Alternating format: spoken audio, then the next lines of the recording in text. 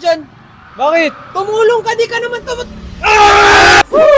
Dahil andito na yung intrams, dapat i-take natin tong opportunity na to para magbenta ng business namin. Kaya tara, let's go!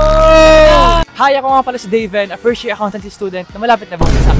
De, joke lang. Ito na yung time na hinihintay ko kasi alam ko madaming tao ang bibili ng business namin. Kaya tara. Tulong namin ka dyan. Bakit? Tumulong ka, di ka naman Ikaw ba naman makalasa ng taho mixed with milk tea? Ang sarap. Di ba? Try ko nga. Sige. Wala naman itong laman. Taho! Taho ka!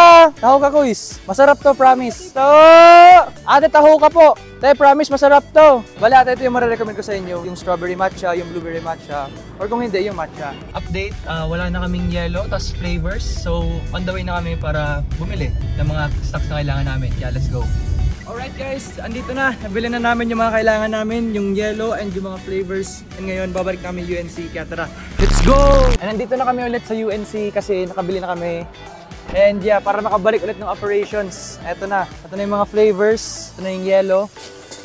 Para tuloy-tuloy lang yung benta. Diba? Sa wakas, tapos na rin kami. And tignan nyo nga naman to. Nakapack up na kami. And napaka-solid nyo. Thank you very much UNC. Grabe, nagsuporta sa amin. And ang daming nagustuhan yung taho ka. Thank you very much. Peace. UNC, thank you!